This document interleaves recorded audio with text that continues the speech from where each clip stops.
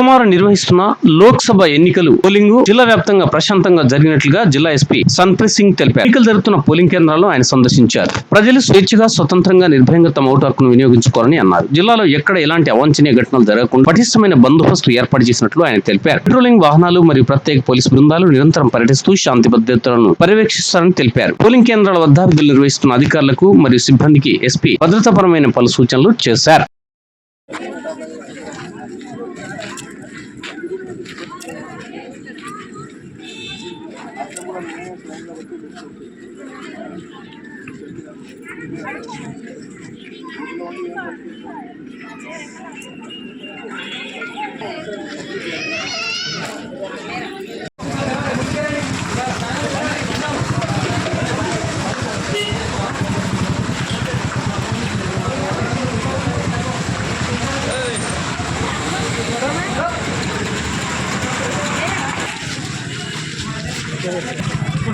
వెళ్ళండి అమ్మా, అర్థమైతే వెళ్ళాలి, ఎవరు ఉండదు మేడం.